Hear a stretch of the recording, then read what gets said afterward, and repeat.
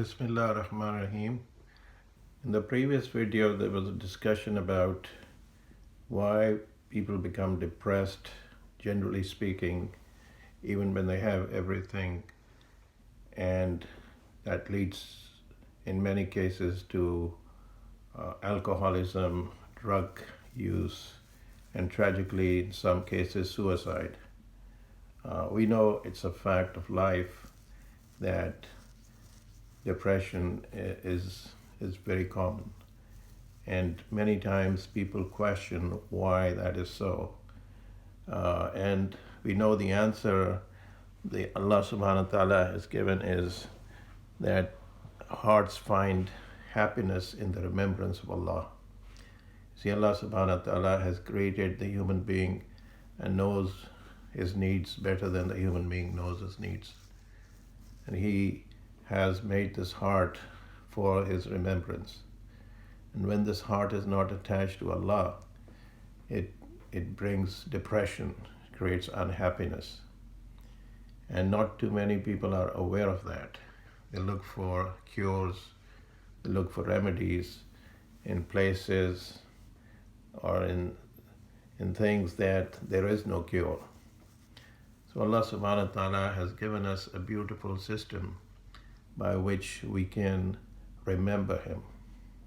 And the first step in this direction is praying 5 times a day. This is the first step in the remembrance of Allah subhanahu wa ta'ala.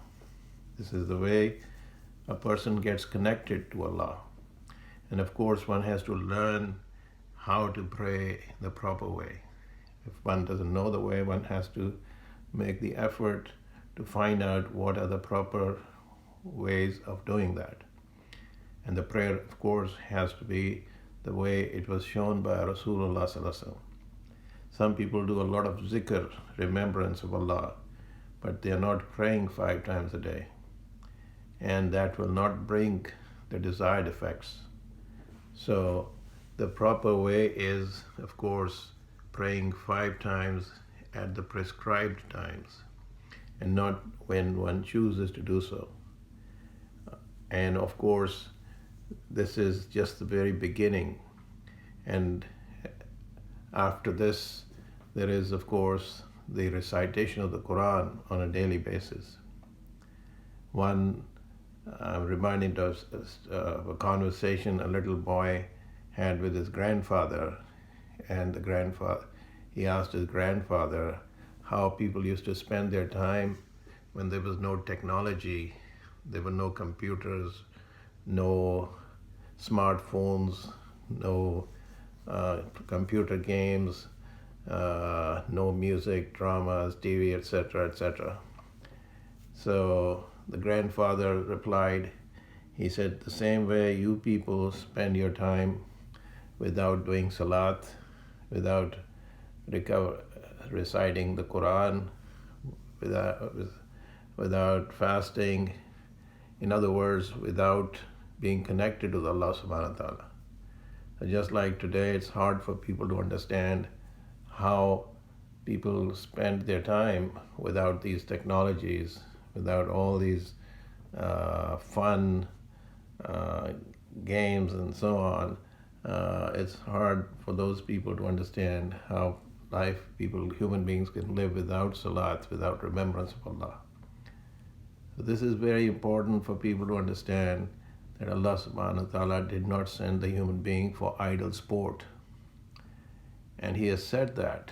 He said that in the Quran, that the reason for His coming to this life is to work for His akhirah. And this was discussed in the last video, that akhirah is not free. Akhirah has to be earned. One has to make the effort. One can understand the effort one makes in dunya. And Allah created this to make people understand that if you want the good things of this life, you have to struggle for it. You have to work hard for it. So people can understand this concept of the connection between hard work and rewards. So the ultimate reward, of course, is in the akhirah, and that requires a lot of effort. And that effort, unfortunately, people are not even aware of what that effort is. And people are not even aware of, generally speaking, what type of education is needed for making that effort. People are making efforts for getting the rewards in the dunya which are uncertain. They may come, they may not come. And as was discussed before, a person's half his life is spent on trying to get those rewards. The best years of his life are spent in trying to get the rewards in the second half of his life. And sometimes it happens and sometimes it doesn't happen. But the rewards of the akhirah are guaranteed, provided one makes the effort. And this is where shaitan comes and deceives a person that no effort is needed for that. That reward is secure. Allah subhanahu wa ta'ala is merciful and He will forgive everybody and He will reward everybody. But Allah subhanahu wa ta'ala is also just. How can a person who spends his life obeying Allah be equal to one who spends his life disobeying Allah? How can they be equal? How can a person who is conscious, aware of the presence of Allah all the time, be equal to the one who is totally oblivious, is totally forgetful? So we see all kinds of people in this world. And we know from personal experience that people who are attached to Allah subhanahu wa ta'ala, their lives are different. And the people who are not attached to Allah subhanahu wa ta'ala, their life is different. And this is the story of mankind right from the beginning. And Allah subhanahu wa ta'ala has mentioned in the Quran many times that the nations that were disobedient to Allah were destroyed. They ended up destroying their own selves. So then what happens is when a person keeps on disobeying, becomes stubborn, a time comes when he faces destruction. And this happens in the lives of individuals also. People who are living lives away from Allah, not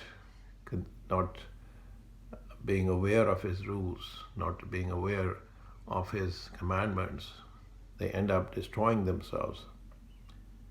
And this is the responsibility of those people who are knowledgeable to share the knowledge with those people and say, do yourselves a favor. Allah wants you to be successful.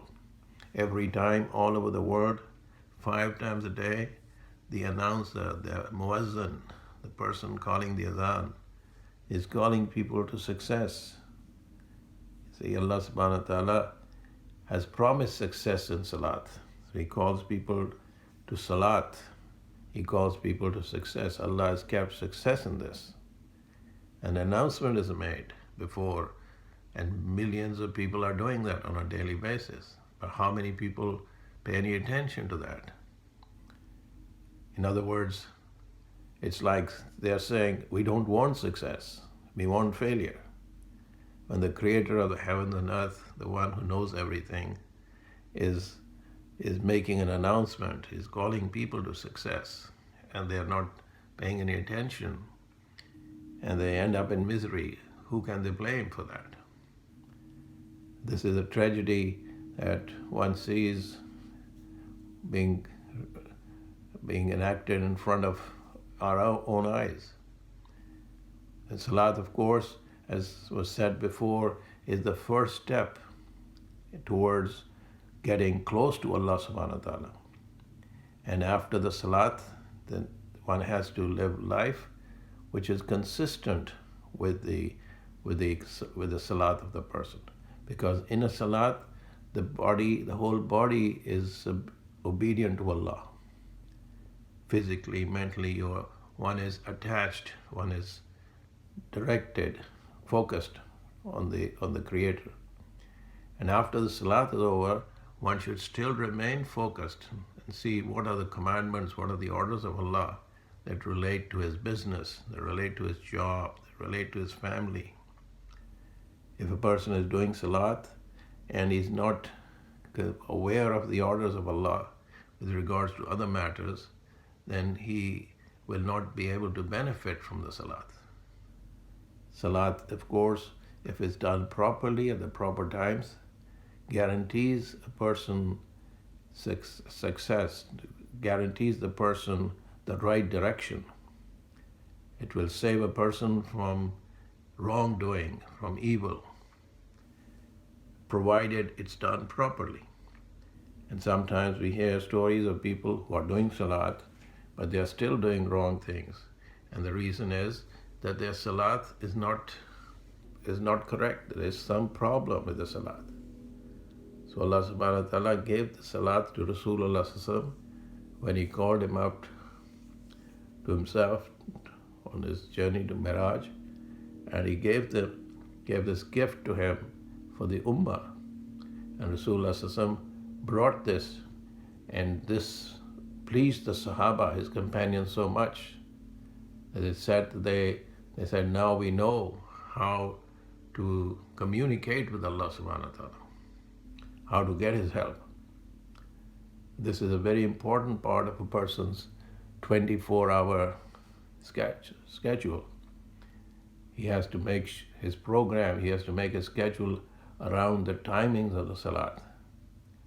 It's not like if he has the time, he will do it, and if he doesn't, he will not.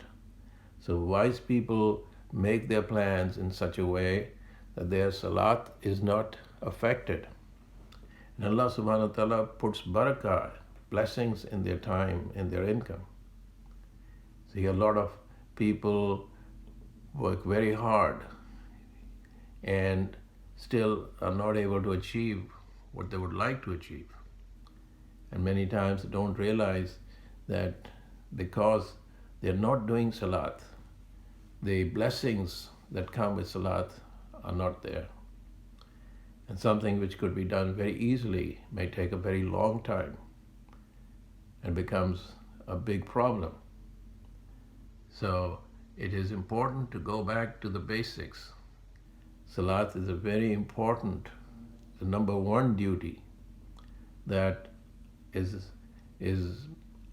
upon the believer once he accepts Islam. When a person accepted Islam, Rasulullah ﷺ told him to learn Salat and start doing it. And once they start doing it, then the doors of guidance start opening. The more you do it, the more you get the guidance, and the reality starts becoming clearer and clearer with time. So this is where it's important to be patient. Sometimes people do it occasionally or do it and then stop, and that's one of the problems that people face, that they do not get the benefit. It's like somebody is exercising and then he stops and then he starts again and he goes back and forth and he doesn't really get the benefit. So there has to be consistency. This is where patience is very important. That's why ulama say that when one is doing salat, one should remain patient with it and not expect something to happen miraculously. So Allah subhanahu wa ta'ala, in this life, everything is gradual. It takes time for the child to become an adult. First he spends 9 months in the womb. The process of development is gradual. Then he comes out of the womb. Then for a long time he's learning. First he's crawling, and then he starts walking, and as he gets strength, you see, this process takes years, and then he becomes an adult. So the parents are patient, the whole family is patient. They don't expect the child to become an adult in a short while. So it's a process. It's the same with salat. One has to be patient. One has to show patience and go on regardless of what the surroundings are doing. And this is a test for the believer. He has to understand that Allah subhanahu wa ta'ala has put success in this deed. And once he has gone through this process on a daily basis, and Allah subhanahu wa ta'ala will guide him to do more deeds. And his heart will find happiness. Allah has put happiness. Allah is the controller of the hearts. He puts happiness in the hearts of those people who are trying to get attached to Allah. Allah loves His creation and He wants His creation to love Him too. And salat is a way of showing love for Allah. How else can a person show love for Allah? When you stand and prostrate yourself and you remember Him through His words, this is an expression of love for Allah. We cannot see Him, we cannot touch Him, but we can recite His words. We can glorify Him. And this shows that we have a desire to get close to Him. And it's said in a hadith something to the effect that the person who's doing sajda, who's prostrating, he's the closest to Allah subhanahu wa ta'ala. So people should spend some time learning how to do this. And they should be very particular that this is done at the proper time. I've seen people sometimes combine prayers.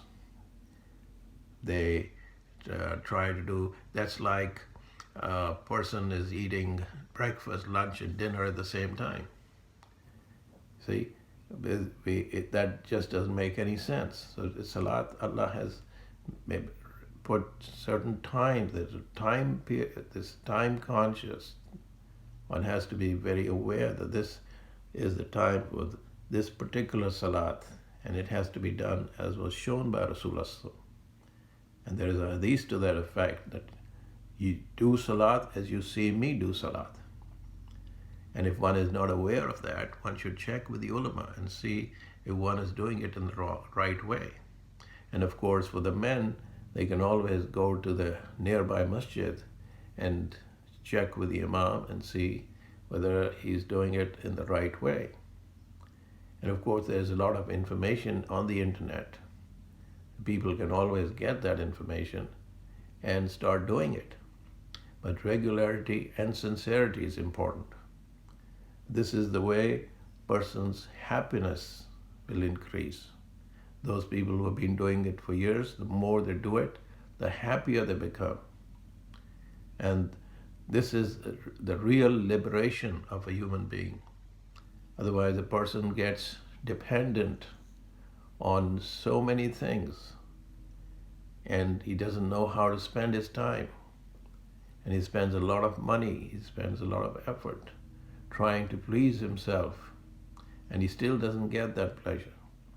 A person who is connected to Allah, who's praying 5 times a day, and who's remembering Allah, doing the zikr of Allah, reciting the Quran, he's so busy that he doesn't have any time to be depressed.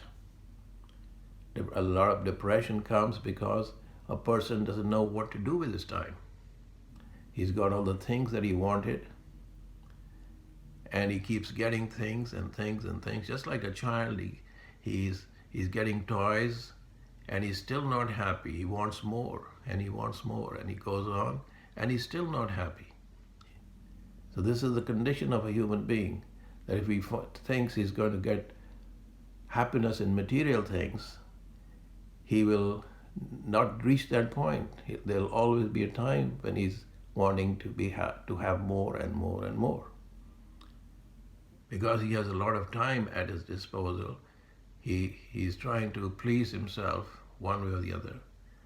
And he's spending a lot of money and effort, and he's not getting that satisfaction. So Allah subhanahu wa ta'ala has made the schedule for this human being in such a way that he doesn't have any time to get bored. He doesn't have any time to be depressed. So people should think about this and see why they are so miserable, that they have to turn to things that bring misery to them, that bring unhappiness to them. So may Allah subhanahu wa ta'ala guide us and help us to follow in the right path. Wa akhir dawana in alhamdulillah rabbil alameen.